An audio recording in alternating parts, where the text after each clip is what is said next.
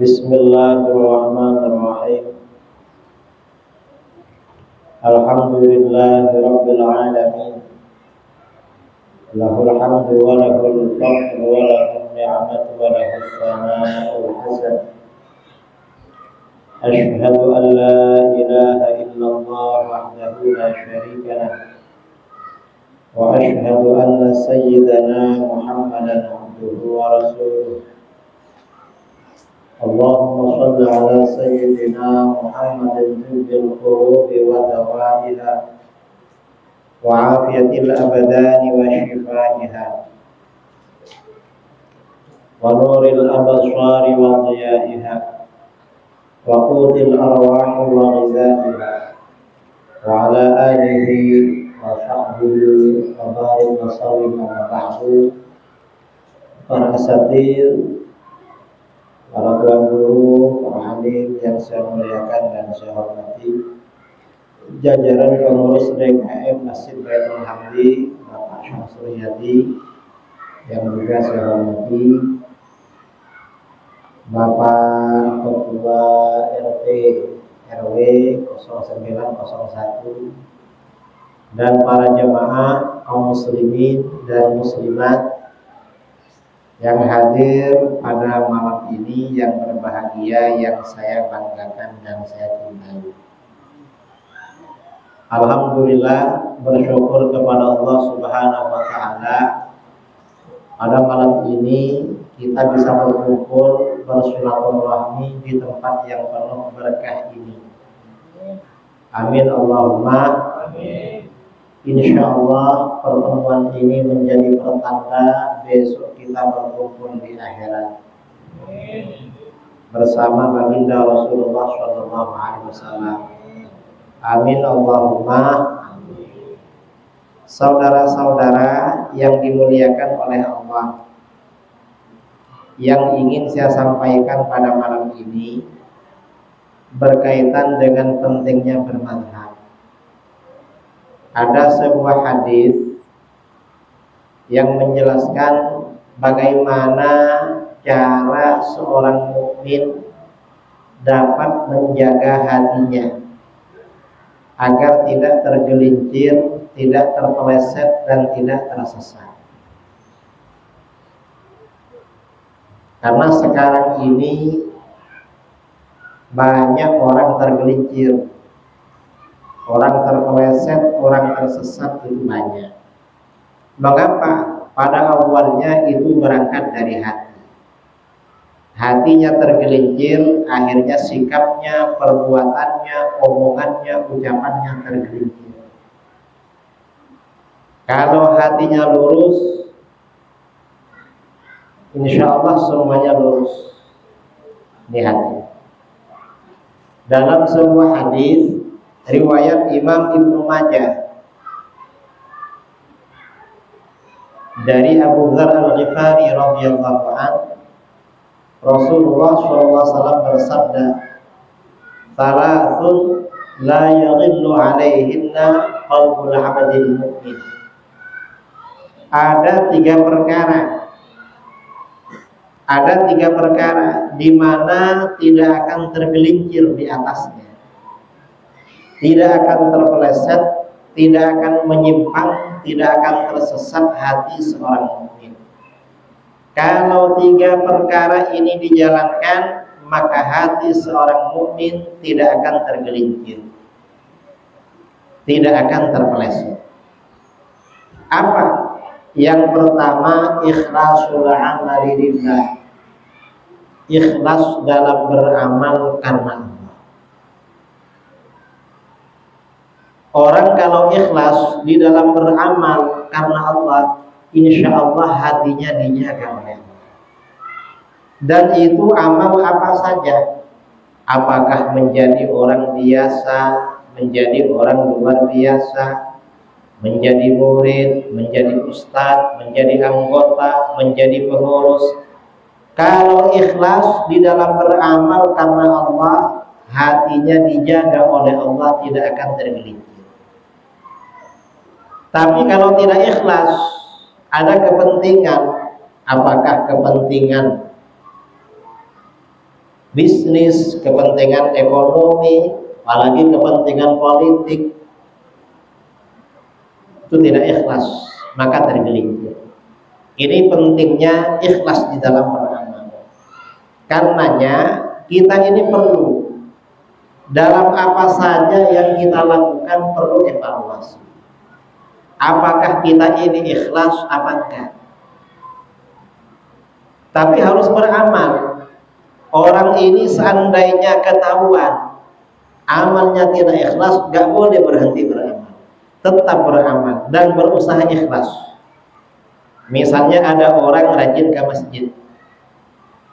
Ini rajin ke masjid tujuannya apa? Apa ikhlas beribadah karena Allah atau karena tujuan tertentu? Karena ikhlas ini memang rahasia Allah. Loh kok di dalam perjalanan ternyata dia ke masjid kurang ikhlas. Ini jangan berhenti, tetap saja ke masjid, tetapi berupaya untuk ikhlas. Jadi beramal lalu ikhlas, bukan tidak beramal lalu ikhlas. Misalnya ada sumbangan, masjid belum selesai. Ini selesai apa belum? Belum kan ya? Ini sudah lama belum. Masjid belum selesai, ada sumbangan, diminta sumbangan. Maka bagaimana? Nyumbang yang banyak lalu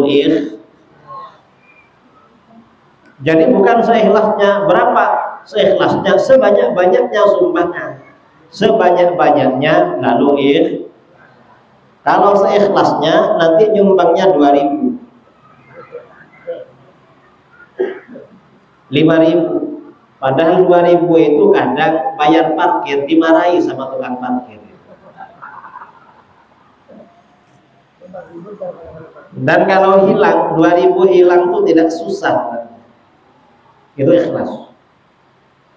Dan apa saja orang beramal ini harus ikhlas. Karena kalau tidak ikhlas tergelincir. Orang mendidik anak, membesarkan anak. Apa tujuannya membesarkan anak? Membesarkan anak ini tujuannya agar menjadi orang yang berbakti, beribadah kepada Allah. Itu ikhlas banget. Kalau tujuannya kepentingan dirinya, ditanya, kenapa kamu rawat anak kamu? Kamu punya anak, kasih makan, kamu besarkan, kamu didik. Mengapa? Lalu bilang, biar nanti kalau sudah tua ada yang merawat. Kalau sudah tua, gak kuat jalan ke kamar mandi, ada yang menuntun. No, berarti ingin gak sehat ini. Ingin setelah tua tidak sehat, lalu dituntun oleh anaknya. Ini gak ikhlas namanya. Gak ada pahala kalau niatnya seperti ini. Orang tua membesarkan anak, mendidik anak, niatnya agar menjadi orang yang beribadah kepada Allah, bukan agar menuntun dirinya. Karena kita ini jangan berharap sakit setelah tua. Oleh Rasulullah SAW dianjurkan berdoa sehat sampai tua. Allahumma matti'na bi asma'ina wa abasarina wa quwwatina ma ahyaitana. Dalam doa, ya Allah, senangkan kami dengan pendengaran kami dan pandangan kami serta kekuatan fisik kami selama kami hidup. Orang ini kalau pendengarannya kuat, pendengarannya normal sampai tua enak. Tapi kalau sampai tua pendengarannya gak normal, gak kuat, kasihan cucunya yang berbicara. Mengapa? Dia bertanya A, dijawab sama cucunya, nanti tanggapannya beda. Ini kakek-kakek yang sudah tidak kuat pendengarannya. Atau pandangannya tidak kuat. Karenanya kita berdoa kekuatan fisik, kemudian pendengaran, pandangan, berdoa kepada Allah dapat kita nikmati sampai akhir hayat. Jangan berharap nanti lemah setelah tua. Ini namanya ikhlas dalam beramal. Nah, kita dalam kehidupan di dunia ini Kiat-kiat di dalam hadis-hadis Rasulullah SAW itu banyak sebenarnya. Kiat-kiat agar kita tidak galau. Apa galau ini? Biar kita ini tidak risau, tidak gelisah. Apa? Salah satunya ikhlas. Artinya apa? Visi misi kita dalam hidup ini yang menjadi obsesi dan tujuan utama kita adalah kehidupan akhirat, bukan kehidupan dunia. Dalam hadis lain sabda Rasulullah SAW, "Man kanatil akhiratu hammahu, ja'alallahu ghinahu fi qalbi." Siapa yang menjadikan dunia sebagai beban pikirannya, siapa yang menjadikan akhirat, man kanatil akhiratu hammahu, siapa yang menjadikan akhirat sebagai beban pikirannya, yang menjadi pikirannya akhirat terus. Kalau selesai sholat isya mau tidur, yang jadi pikiran apa? Mudah-mudahan nanti bangun tengah malam untuk sholat tahajud. Nanti bangun langsung kepikiran, jam berapa ini? Belum sholat, hanya sholat. Lalu setelah itu pikirannya nunggu sholat subuh. Pokoknya akhirat terus. Pagi-pagi mungkin berangkat kerja, ada yang ke kantor, ada yang ke kebun, ada yang ke toko, ke pasar, macam-macam. Tapi tujuannya akhirat. Mengapa berangkat kerja? Berangkat kerja menjemput rizki, menjadi bekal beribadah kepada Allah. Visi misinya akhirat. Yang dipikirkan akhirat, anak-anaknya yang dipikirkan akhirat. Gimana anak saya ini? Kira-kira nanti jadi anak soleh apa enggak? Kalau anaknya perempuan soleh apa enggak? Pikirannya itu. Kalau orang yang menjadi visi misi hidupnya, yang menjadi pikirannya itu akhirat, ja'alallahu ghinahu fi qalbi. Allah jadikan rasa kaya di dalam hatinya. Hatinya ini oleh Allah diberikan rasa kaya. Maksudnya rasa kaya, orang ini tidak gelisah, tidak galau, tidak risau soal rezeki.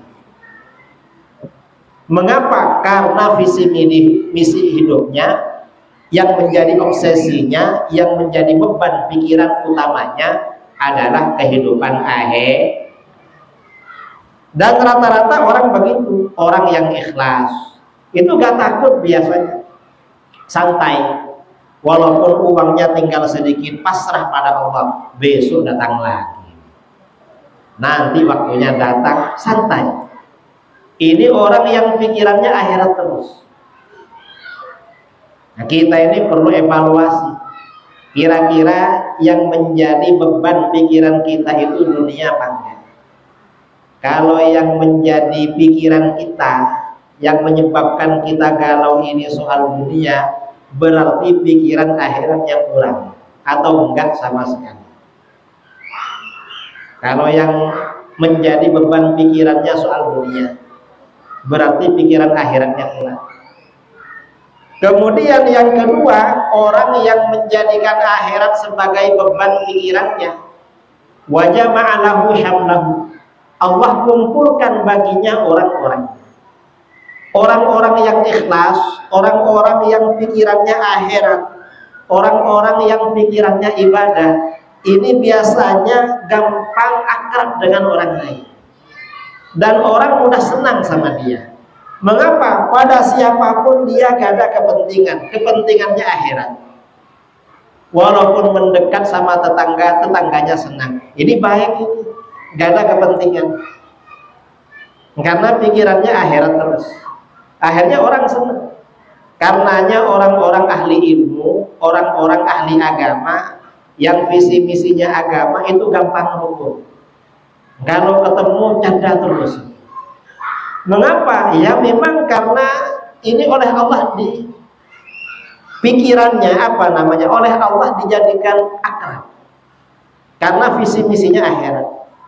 Kemudian lagi yang ketiga, Orang yang menjadikan pikirannya itu akhirat, yang menjadi beban pikirannya akhirat terus, wa atat dunya wa hiya raghimatun. Dunia datang kepada dia dalam keadaan hina. Maksudnya hina bagaimana? Dunia ini datang pada dia tidak melelahkan pikiran, santai. Kadang-kadang dia gak mau, kasihkan orang lain, kasih. Bukan saya, gak mau kan? Hina sekali dunia ini. Ini orang yang menjadikan akhirat sebagai beban pikiran. Dan ini penting dalam kehidupan. Kita ini perlu evaluasi. Apa yang selalu menjadi beban pikiran kita. Dan cara evaluasi terbaik, apa yang menjadi pikiran kita adalah dalam sholat. Kira-kira begitu kita takbir, yang diingat apa dalam sholat? Biasanya yang diingat itu visi-visi hidupnya. Kalau orang ini visinya akhirat terus, khusyuk sholatnya. Tapi kalau pikirannya politik, pikirannya bisnis, orangnya ada di masjid menghadap kiblat, Allahu Akbar, hatinya ada di toko, hatinya ada di kebun, hatinya ada di bank, hatinya ada di pasar, di mana-mana. Ya karena memang visi misinya begitu. Nah, sebaliknya di dalam hadis ini, wa man kanatid dunya hammah, siapa yang menjadikan dunia sebagai beban pikirannya, sebagai pikiran utamanya, sebagai obsesinya, sebagai cita-citanya, cita-citanya dunia terus, ja'alallahu faqrahu baina ainaihi, Allah jadikan fakir di antara kedua matanya. Maksudnya Allah jadikan kefakiran di antara kedua matanya apa? Pikirannya itu dunia terus. Dapat ini masih kurang lagi, dapat ini kurang lagi, dapat ini kurang lagi. Dan gampang terkejut. Nanti ada harga naik, aduh gimana bisnis saya? Takut terus. Nanti kalau dia jauh dari rumahnya susah, galau. Mengapa? Takut rumahnya tidak aman. Takut gak aman rumahnya. Mengapa? Di rumahnya banyak uangnya dan takut uangnya hilang. Gimana? Gak tenang hidup. Jadi fakir terus. Orang ini, dunia ini kalau dikejar itu gak bisa mengejar. Orang mengejar dunia itu seperti mengejar bayangannya. Ke barat terus ikut ke barat, gak pernah berhenti. Punya motor, dulunya sebelum punya motor, setelah menikah ingin punya motor, akhirnya beli motor. Dulu sebelum punya motor kata pikirannya, coba punya motor enak ini. Akhirnya oleh Allah dikasih motor. Setelah punya motor pikirannya beda lagi. Ini kayaknya yang enak punya mobil, walaupun jelek-jelek, Cherry atau apa. Setelah punya Cherry berubah lagi pikirannya. Ini kayaknya kalau punya Avanza enak. Nanti setelah punya Avanza datang lagi pikirannya, ya mungkin ya Innova atau apa terus, dan gak pernah selesai. Kalau orang ini dunia yang dikejar, yang menjadi pikiran dunia terus, gak pernah merasa cukup, kurang terus. Ini yang namanya fakir oleh Allah, diletakkan di antara kedua matanya, gak pernah cukup karena pikirannya dunia. Ini ada kisah ya, orang gak pernah cukup. Suatu ketika Nabiullah Isa alaihissalam didatangi seorang pemuda. Ada apa? Hai Nabi Allah, saya ingin mengabdi, ingin khidmah, ingin ikut Nabi Allah. Ayo kalau ikut saya, dibawa oleh beliau. Setelah berjalan, dulu kan nggak ada mobil, nggak ada motor, ya kan jalan kaki. Setelah berjalan agak siang, sudah waktunya makan, diajak berhenti dulu, kita sarapan. Lalu Nabi Isa mengeluarkan roti 3 potong. Ini yang 1 potong dimakan kamu, satunya makan saya. Satunya gak usah dimakan, hanya makan berdua. Selesai makan roti, tinggal 1 potong, Nabi Isa pergi ke sungai, mau minum. Kamu jaga roti ini ya, saya mau minum. Pulang dari sungai selesai minum, roti yang tinggal 1 potong itu habis. Ditanya oleh beliau, mana roti yang 1 potong? Saya nggak tahu Nabi Allah. Oh ya dah, nggak apa-apa kalau. Ayo berangkat lagi. Akhirnya berangkat lagi. Setelah berangkat, sudah siang lagi, lelah, agak lapar sekali, berhenti dulu, kita cari makan. Tiba-tiba ada rusa bersama 2 anaknya lewat. Lalu salah satu anaknya dipanggil, ditangkap, disembelih, lalu dipanggang. Setelah dipanggang, dimakan berdua. Setelah makan anak rusa ini, tulang belulangnya oleh Nabi Isa dikumpulkan. Setelah dikumpulkan, kata Nabi Isa, kamu hidup lagi. Akhirnya tulang belulang ini hidup lagi, seperti sedia kala. Dah balik lagi sama induknya. Lalu Nabi Isa bertanya sama orang ini, kamu kan tahu mukjizat saya bisa menghidupkan hewan yang sudah mati, tinggal tulang belulang. Iya.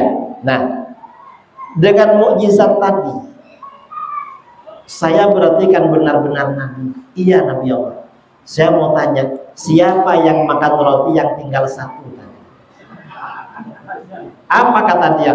Saya nggak tahu ya Nabi Allah. Ya dah, kalau nggak tahu nggak apa-apa. Akhirnya diajak jalan lagi. Akhirnya sampai di tepi sungai, mau nyebrang sungai.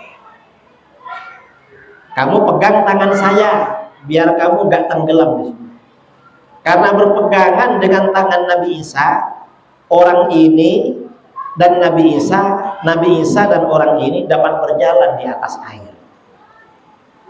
Setelah sampai di seberang, Nabi Isa bertanya lagi sama orang ini, kamu kalau jalan sendiri tenggelam di situ. Iya Nabi Allah. Karena berjalan dengan saya, kamu bisa berjalan di atas air. Itu mukjizat dari Allah. Iya Nabi Allah. Nah, dengan mukjizat itu saya tanya, siapa yang makan roti tinggal 1 tadi pagi? Apa kata dia? Saya nggak tahu. Wong dia yang jaga bisa nggak tahu. Akhirnya dibawa lagi jalan sampai di tengah hutan, banyak kerikil-kerikil dan pasir. Lalu kerikil-kerikil dan pasir ini oleh Nabi Isa ditumpuk jadi 1. Setelah ditumpuk jadi 1, lalu beliau bersabda, kun zahaban, kamu jadi emas. Akhirnya kerikil dan pasir jadi emas. Terkejut. Setelah jadi emas, kerikil dan pasir yang jadi emas ini oleh Nabi Isa dibagi menjadi 3 tumpuk. Jadi 3. Tanya anak muda, kok jadi 3 Nabi Allah katanya. Nah, kamu kan ikut saya, kamu dapat bagian. Yang 1 tumpuk buat kamu, 1 tumpuk buat saya. Lah terus yang 1 itu Nabi Allah untuk siapa? Yang 1 itu untuk yang makan roti tadi Pak. Siapa yang makan roti sisa 1. Lalu kata anak itu, saya Nabi Allah katanya. Ya dah, kalau begitu ini untuk kamu semua. Dikasihkan semua sama beliau. Ini buat kamu semua. Tapi kamu tidak usah ikut saya dah. Kamu sudah tercapai tujuannya. Kamu kan cari ini ikut saya. Kamu bawa ini. Akhirnya orang ini mengumpulkan emas. Nabi Isa berangkat. Tiba-tiba ada 2 perampok datang bawa pedang. Mau dibunuh dia, gimana? Kamu mau kami bunuh, ini mau kami ambil. Karena dia sendirian, akhirnya ngajak damai. Gini aja lah, daripada kita ini bertengkar, saling bunuh membunuh, gimana kalau ini kita bagi tiga? Kita akan bertiga. Oh ya dah kalau begitu. Akhirnya bagi tiga. Bagi tiga lagi. Setelah dibagi tiga, karena sudah waktunya lapar, waktunya makan malam ya, waktu makan malam lapar. Akhirnya apa? Mereka ngomong, gimana? Kita ini sudah lapar, waktunya makan. Oh gini aja lah, kita undi. Siapa nanti yang keluar undian, dia pergi ke kampung beli makanan. Akhirnya hasilnya salah seorang di antara mereka diberi tugas pergi ke kampung membeli makanan. Yang dua orang menjaga emasnya. Di perjalanan yang membeli makanan ini timbul dalam pikirannya, ini kalau dibagi tiga, saya kan cuma dapat sepertiga. Oh yang enak ini nanti makanannya saya kasih racun, biar mati semua itu. Nanti itu emas untuk saya semua. Ini kata yang pergi beli makanan. Dia beli makanan, satunya untuk dirinya dimakan, yang dua dikasih racun. Temannya yang ada di belakang ngomong-ngomong di belakang, kita ini kalau itu pulang datang ke sini kan dibagi tiga ini. Iya. Yang enak kawan kita yang beli makanan kita bunuh aja. Nanti ini jadi dua, bagian kita tambah banyak. Oh enak begitu.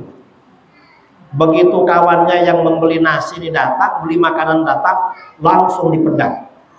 Mati dia. Dan dia makan yang dua orang itu. Setelah makan keduanya mati semua ini. Habis akhir besoknya Nabi Isa bersama Hawariyin ya, bersama sahabatnya, pengikutnya, murid-muridnya lewat di sini. Nabi Isa lalu menunjukkan, kamu lihat itu ada tumpukan emas. Dan di pinggirnya 3 orang mati semua. Mengapa itu mati semua? Mengapa? Karena rebutan dunia.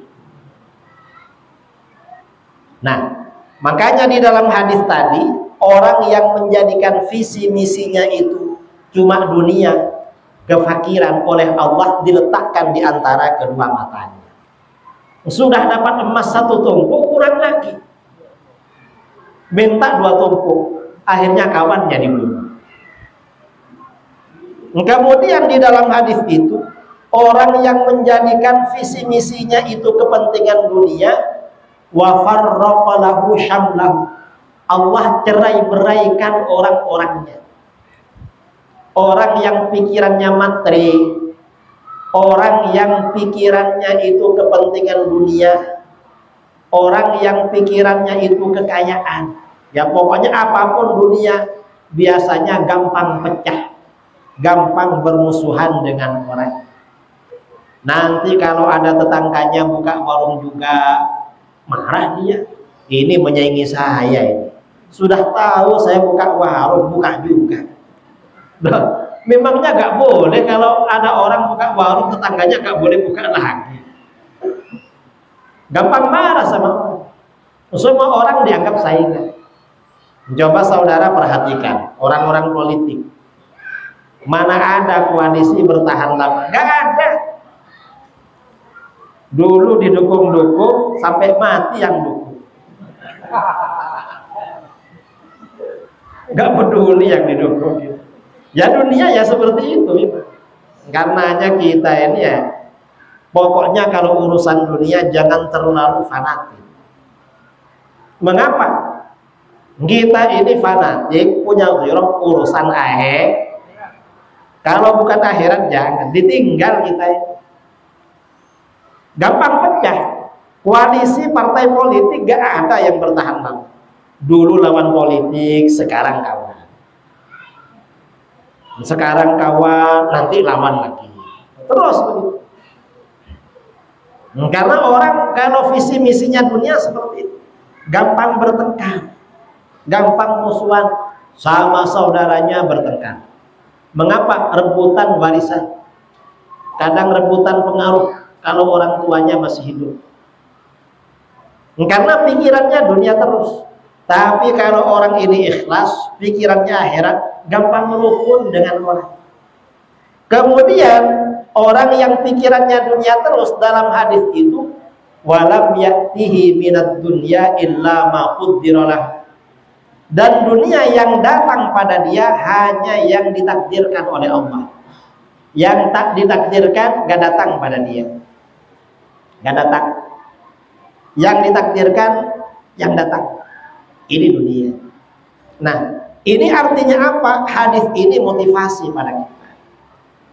Agar kita ini, visi misi kehidupan kita ini, tujuan utamanya adalah kehidupan akhir. Dan ini peringatan, jangan sampai yang menjadi pikiran utama kita sehari semalam, yang menjadi beban pikiran kita adalah urusan dunia. Mengapa? Ya karena kenyataannya seperti itu. Karenanya di dalam agama, di dalam hadis tadi, seseorang kalau menginginkan hatinya itu tidak tergelincir, tidak terpeleset, dijaga oleh Allah, maka orang itu harus ikhlas dalam beramal karena Allah. Dan ikhlas ini bertingkat-tingkat. Semakin tinggi levelnya ikhlas, maka semakin kuat akidahnya. Ikhlas yang level tertinggi, level pertama apa? Ada orang bertakwa, beribadah kepada Allah. Tujuannya apa? Karena dia mengagungkan Allah dan karena dia mencintai Allah, bukan karena apa. Ini ikhlas.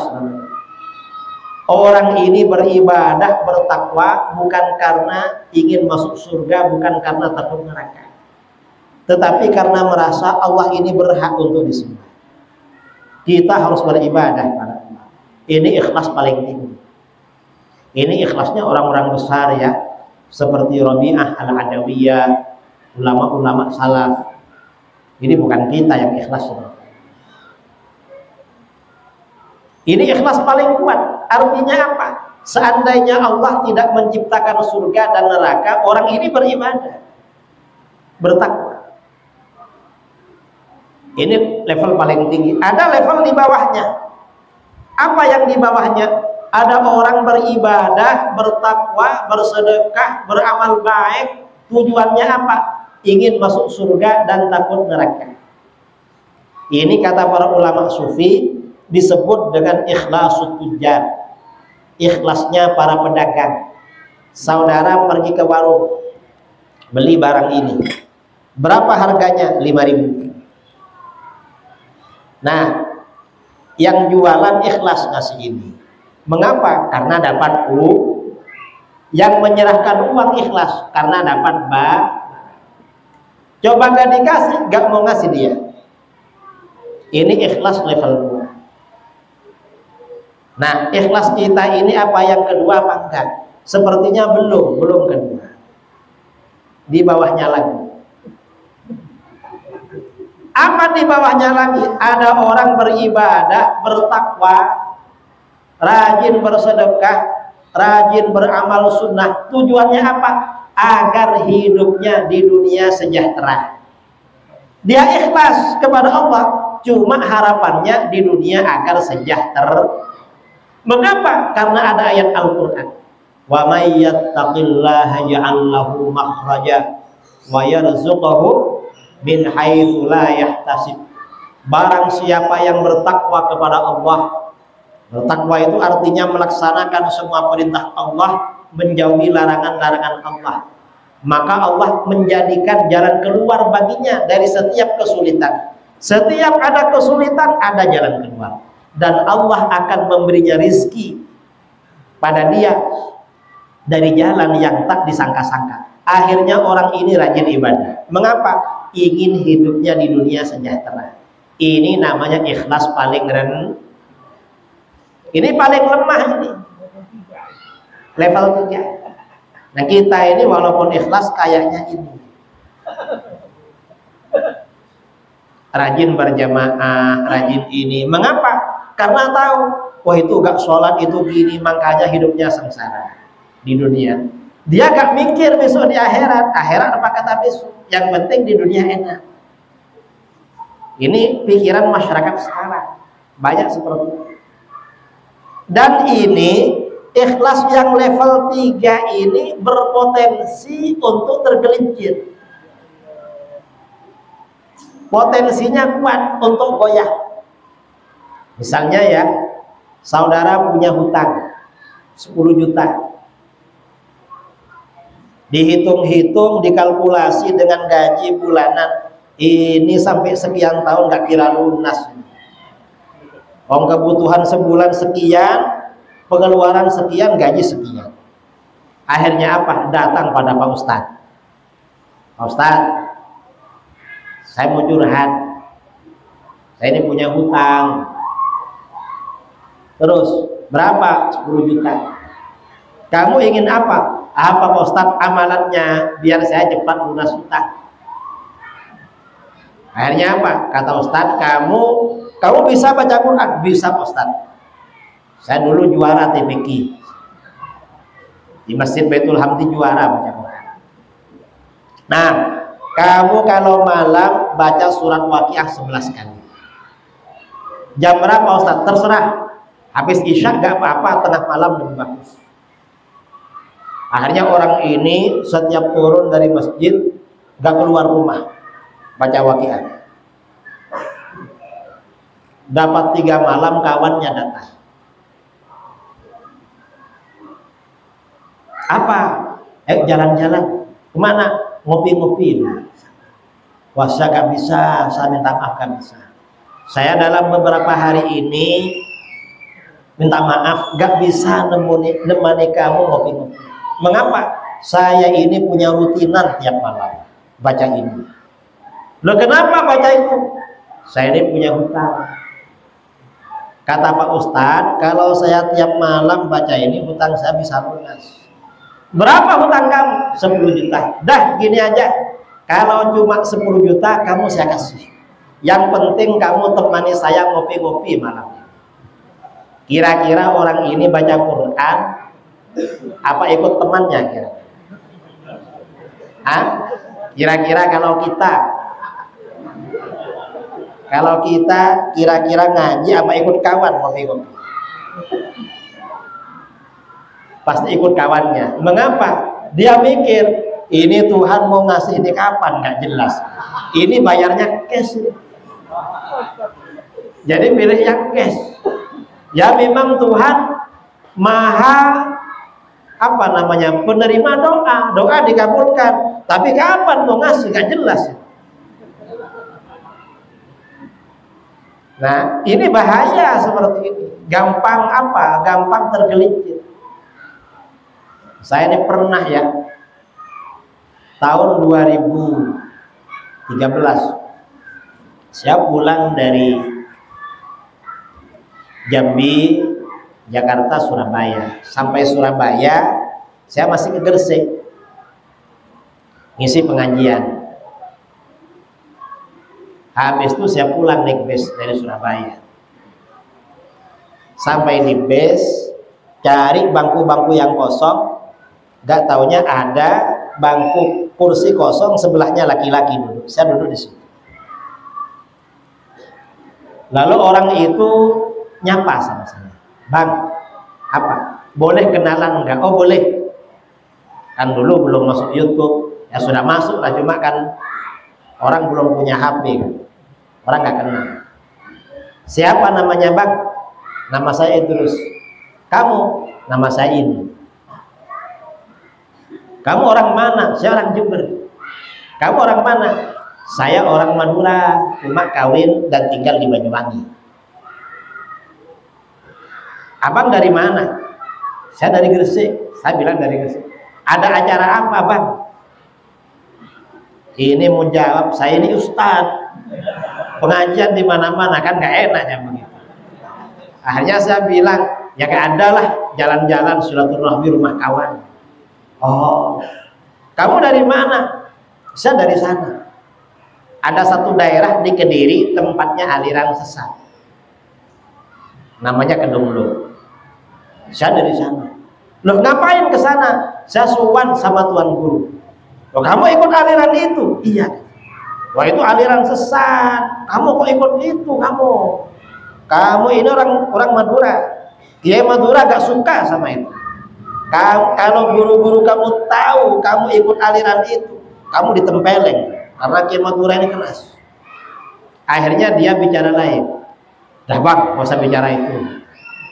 Bicara lain. Oh ya, gak apa-apa. Akhirnya bicara lain. Setelah saya mau turun, minta nomor HP orangnya. Bang, boleh minta nomor HP-nya? Oh boleh. Kalau sewaktu-waktu nelpon, enggak apa-apa. Yang penting saya tidak sibuk, lagi pegang telepon, saya angkat. Saya kasih. Kira-kira dapat 1 minggu nelpon. Siapa? Saya bang, yang kemarin jumpa di bis. Ada apa? Boleh tanya-tanya. Saya dulu yang mau tanya sama kamu. Nanti kamu tanya gak apa-apa. Tanya apa bang? Kamu itu kok bisa ikut aliran sesat? Gimana ceritanya? Saya penasaran. Akhirnya dia cerita. Saya ini bang, dulu asalnya sales. Saya ini kerja kepada bos. Saya ini mengantarkan barangnya bos dari pelanggan ke pelanggan. Lama-lama setelah saya kerja lama, saya mikir, saya ini kalau kerja seperti ini cuma membantu bos saya jadi kaya. Saya gak kaya-kaya. Ini yang enak jadi bos sendiri, biar saya yang kaya. Akhirnya saya ambil uang ke bank, sekian ratus juta, buka usaha, beli mobil, tarik karyawan. Karena jaringan sudah tahu, jaringan bisnis sudah tahu. Akhirnya barang diantar dari pelanggan ke pelanggan. Terus ternyata sirkulasi keuangan tidak stabil. Lebih banyak pengeluaran daripada pemasukan. Akhirnya bangkrut. Usaha ditutup. Bank ratusan juta, hutang ratusan juta gak bisa bayar. Kalau malam hari ada suara motor lewat depan rumah, istri ini terkejut. Dia mengira debt collector. Apa debt collector? Ya pokoknya tukang nagih, tukang segel tuh ya, tukang ngambil. Akhirnya apa? Di tengah susah itu, di tengah-tengah susah itu, ada kawan bilang, kamu kalau ingin cepat lunas hutangnya, ikut ini. Coba ikut ini, kamu cepat lunas hutangnya. Nah terus kamu ikut itu, iya. Sudah berapa persen yang kamu bayar hutangnya? Ini masalahnya. Saya ini disuruh suan terus. Dan gak lunas-lunas, tambah susah saya. Ya makanya kamu keluar dari aliran itu, aliran sesat itu. Kok ikut? Kamu gak bisa melunasi hutang cara begitu, tambah susah kan? Akhirnya handphonenya ditutup. Ya bang, makasih. Gak jadi bertanya sama saya. Dapat 2 bulan, nelpon lagi. Saya tanya lagi sama dia, gimana? Kamu masih aktif di aliran itu? Enggak, saya sudah keluar bang. Kenapa keluar? Ya katanya disuruh keluar, ya keluar. Tapi saya ini bingung, mau gimana ini? Akhirnya pas hari raya sama istrinya, dia nelpon, bang, saya tanggal sekian mau ke rumah abang sama keluarga. Istrinya dan anaknya ke rumah saya. Waktu itu ngobrol-ngobrol, saya kasih saran-saran. Setelah itu pulang, setelah pulang sampai sekarang nggak nelpon lagi. Ya mudah-mudahan sudah lunas semua lah. Entah apakah karena sudah lunas lalu lupa, atau HP-nya dijual, kita kan nggak tahu. Nah, ini artinya apa? Ikhlas yang level 3 ini bahaya, saudara. Kalau orang ini beribadah aktif di majelis karena kepentingan, kadang-kadang ya, sebentar lagi kan 2024. Ini biasanya menjelang pilihan, datang ke majelis. Ada yang datang ke majelis? Hah? Kadang-kadang duduk di depan itu, nggak mau di belakang. Datang ke pesantren, Kira-kira kalau jadi datang lagi apa enggak ke majelis? Enggak datang lah. Kalau enggak jadi datang lagi. Tambah enggak datang itu. Ya pokoknya ibadah ini kalau tidak ikhlas ya potensi.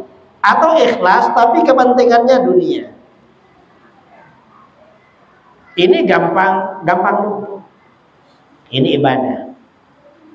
Ini pentingnya ikhlas dalam beramal kan.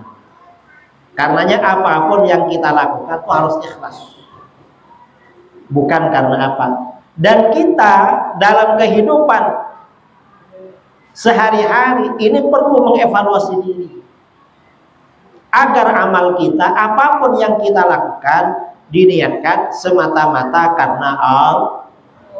Kalau kita ini niatnya semata-mata karena Allah, insya Allah semuanya dimudahkan oleh Allah. Amin Allahumma.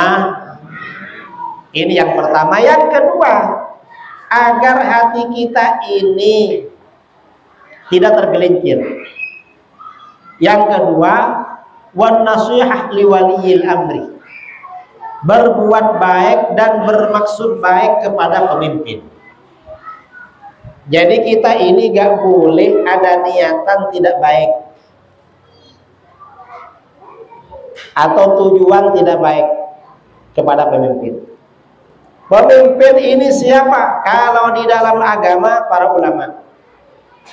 Kalau di dalam negara, para pemimpin negara. Gak boleh ada tujuan jelek kepada pemimpin yang lagi berkuasa, tuh gak boleh. Gak boleh. Misalnya demo untuk menjatuhkan, gak boleh.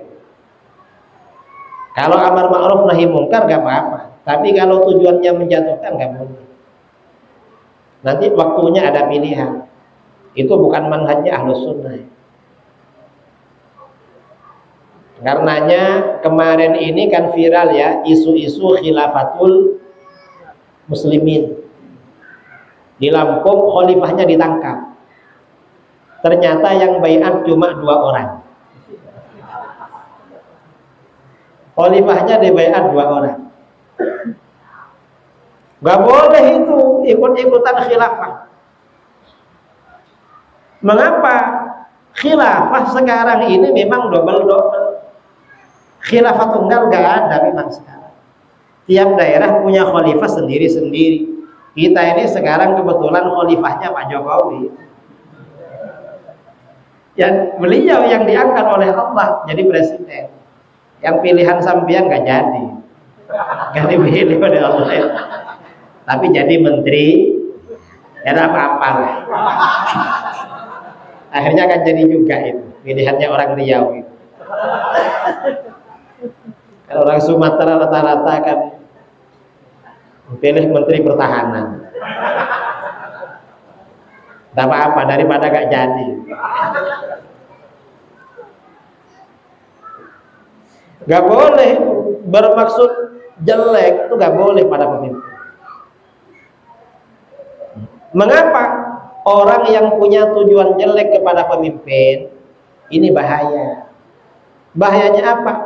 Itu seperti orang-orang Khawarij. Orang-orang Khawarij itu awalnya melakukan demo kepada Sayyidina Utsman bin Affan, seorang khalifah yang saleh, Khulafaur Rasyidin, menantu 2 kali baginda Rasulullah. Di demo beliau, katanya amar ma'ruf nahi munkar, sampai akhirnya beliau dibunuh. Akhirnya apa yang terjadi? Para demonstran ini akhirnya menjadi orang-orang Khawarij. Hatinya tergelincir, akidahnya menyimpang dari Ahlus Sunnah wal Jamaah. Na'udzubillah min. Kita ini kalau gak cocok dengan pemimpin, berdoa aja kepada Allah. Mudah-mudahan hatinya pemimpin itu oleh Allah diperbaiki. Kalau enggak, mudah-mudahan diberi ganti yang lebih baik. Karena pemimpin dalam pandangan Ahlus Sunnah wal Jamaah, pemimpin ini gambaran kecil dari kondisi rakyat. Kalau rakyatnya baik, pemimpinnya baik. Dalam Al-Qur'an Allah Subhanahu wa taala berfirman, "Wa kadzalika nuwalli ba'dadh zalimina ba'dad bima kanu yaksibun." Dan demikianlah kami jadikan pemimpin sebagian orang-orang yang zalim pada sebagian orang zalim lainnya sebab apa yang mereka lakukan. Maksudnya apa? Kata Imam Ar-Razi, Imam Asy-Syirbini dalam kitab-kitab tafsirnya, kitab-kitab tafsir ya, mengatakan al-ayatu tadullu ala anna ar-ra'iyyata mata kanu zalimin fallahu ta'ala yusallitu 'alaihim zaliman mithlahu. Ayat ini menunjukkan bahwa ketika rakyat ini telah menjadi orang-orang yang zalim, maka Allah angkat bagi mereka pemimpin yang zalim seperti mereka. Ini Al-Quran. Jadi kalau rakyatnya zalim, pemimpinnya Allah. Ini Al-Quran. Fa idza kanu ayatakhallasu min dzalikal amiril zalim, fa idza aradu ayatakhallasu min dzalikal amiril zalim falyatruku az-zulm. Kalau rakyat menginginkan lepas dari pemimpin yang zalim, maka rakyat pertama kali harus meninggalkan perbuatan kezaliman. Kita harus soleh duluan. Kalau kita ingin punya pemimpin yang tidak korupsi, maka kita jangan korupsi. Ada rakyat korupsi? Ada? Ada apa gak ada? Banyak. Rakyatnya korupsi, ya pemimpinnya korupsi juga. Di negeri kita ini, entah kalau di sini ya, kalau di Jawa ini kan ada pilkades, pilwali, pilgub, pileg ya. Calon-calon tuh biasanya bagi-bagi uang, baru dipilih. Di Riau sama? Hah? Itu namanya uang halal apa uang haram? Hah? Uang halal apa uang haram? Uang haram ya. Tapi terima kan? Yang nerima ke masjid juga. Ke masjid juga yang nerima. Senang. Nanti terima lagi. Ya karena rakyatnya seperti itu, pemimpinnya begitu. Karenanya ke depan kita ini kalau memilih jangan pilih yang bayar. Pilih yang benar. Ada pertanyaan, gimana Pak Kiai uangnya kita ambil gak kita pilih? Ya gak boleh juga itu. Uang itu memang tujuannya gak bagus diambil.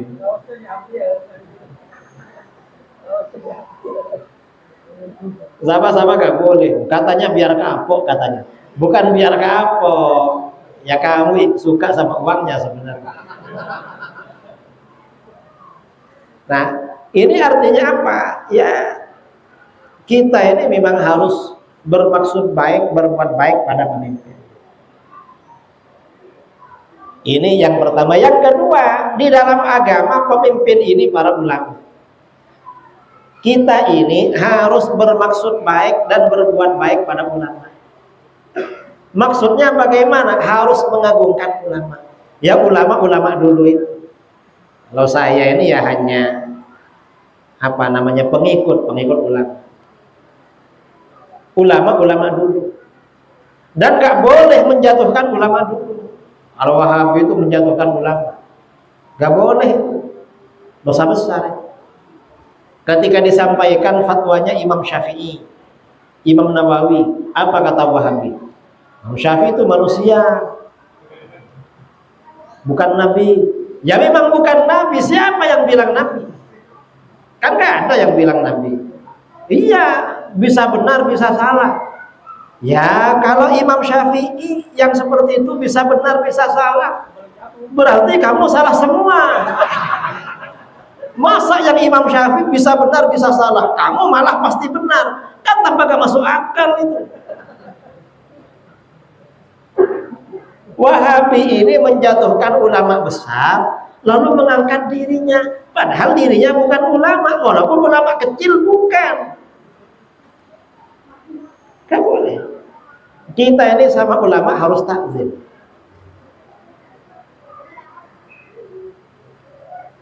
Harus takzim.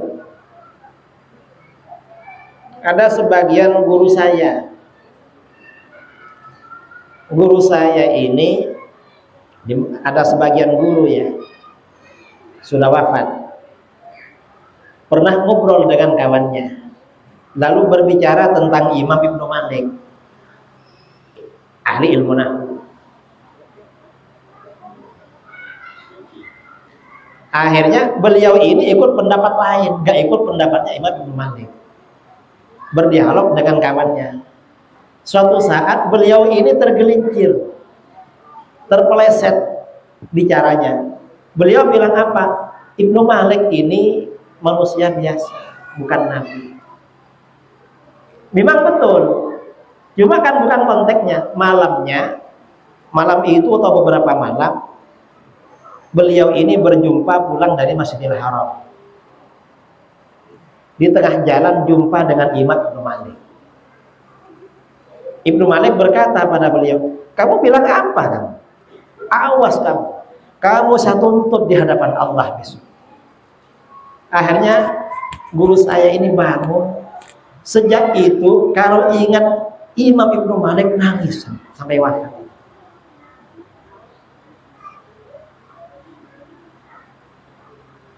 Setiap ingat Imam Ibnu Malik, air matanya menetes. Takut.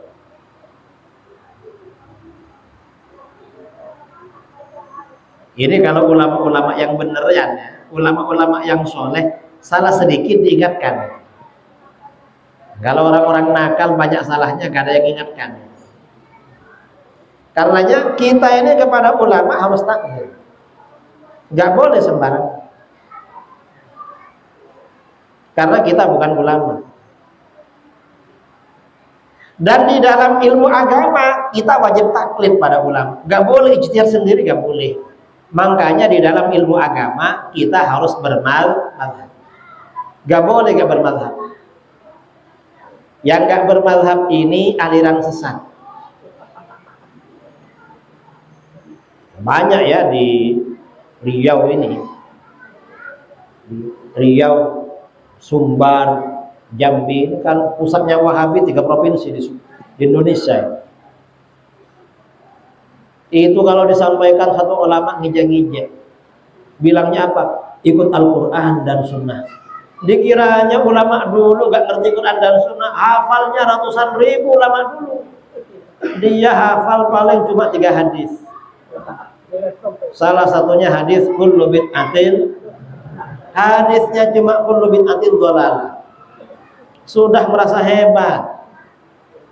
Ulama dulu itu hafal hadis ratusan ribu, saudara. Dan mereka gak pakai propaganda, kembali pada Quran dan hadis. Gak pakai. Mengapa? Ya karena mereka memang ikut. Yang ngajak kembali biasanya yang gak ikut itu. Ngajak kembali dan gak pernah nyampe. Mengapa gak sampai? Karena salah jalan. Jadi orang-orang yang gak bermazhab itu salah jalan, karenanya hati-hati. Nah, orang yang ada tujuan tidak baik kepada pemimpin, kepada para ulama, hatinya tergelincir, menjadi pengikut aliran sesat. Siapa? Ya Wahabi. Atau aliran sesat yang lain. Ini yang kedua. Yang ketiga ya, agar hati kita tidak tergelincir, waluzumu jama'atil muslimin, dan menjaga kekompakan dengan kaum muslimin, menjaga kebersamaan, keharmonisan, kerukunan. Artinya apa? Mengikuti arus mayoritas umat Islam. Artinya istiqomah mengikuti ajaran Ahlus Sunnah wal. Tidak gampang berbeda dengan umat Islam. Tidak gampang. Ini dijaga oleh Allah. Orang yang gampang berbeda dengan umat Islam, hatinya gak dijaga oleh Allah, tergelincir, terpeleset. Wahabi suka berbeda dengan umat Islam, hatinya tergelincir, terpeleset. Itu Wahabi. Hanya mereka disebut apa namanya? Wahaboy. Wahabi itu Wahaboy. Tapi nggak mau disebut Wahabi, sama namanya takut. Wahabi di Riau sama namanya takut. Mereka bilangnya apa? Salafi. Salafi kayak dia. Ada orang Salafi dari Riau, mana? Dari Kampar. Bikin video berkali-kali nyerang saya. Saya datangi ke Kampar, ajak ketemuan nggak datang dia. Apa? Entah takut atau gimana. Kalau saya salah langsung aja ketemu, jangan pakai video. Nggak mau disebut Wahabi, katanya salaf. Bukan salaf yang dulu. Salaf itu artinya salah fikir. Pikirannya salah. Mengapa? Ya karena nggak menjaga kekompakan dengan kaum muslimin. Karenanya menjaga kekompakan itu perlu dijaga. Kalau sampai nggak menjaga kekompakan, tergelincir hati. Karenanya tradisi umat Islam di Nusantara perlu dijaga. Karena itu merupakan simbol-simbol ajaran Ahlus Sunnah wal. Kemudian dalam hadis tadi dikatakan fa inna da'watahum tuhitu min wara'i. Karena doa kaum muslimin itu meliputi dari belakang mereka, menaungi. Artinya apa? Orang yang menjaga kekompakan dengan kaum muslimin, istiqamah mengikuti Ahlus Sunnah wal Jamaah. Setiap ada orang Islam berdoa, dia dapat barokah. Mengapa? Kita ini sebenarnya saling mendoakan, paling enggak dalam sholat. Dalam sholat kita ketika tahiyat, at-tahiyyatul mubarakat shalawatut thayyibatun. Segala penghormatan, segala keberkahan, segala sholat, doa, segala kebaikan hanya milik Allah. Setelah kita memuji Allah, pindah kepada Rasulullah. Assalamu alayka ayyuhan nabi wa rahmatullah wa barakatuh. Salam penghormatan semoga tercurahkan pada engkau wahai Nabi. Salam kepada Rasulullah itu bukan selamat dari neraka maksudnya. Rasulullah pasti selamat saudara. Bukan. Salam penghormatan. Rahmat Allah dan berkah-berkahnya. Setelah mendoakan Rasulullah, assalamu alaikum. Salam sejahtera semoga tercurahkan pada kami. Siapa kami? Saya dan umat Islam yang lain. Jadi ketika tahiyat assalamu alaikum, seluruh orang Islam hadirkan dalam hati kita. Salam sejahtera, salam penghormatan tercurahkan pada kami, saya dan umat Islam.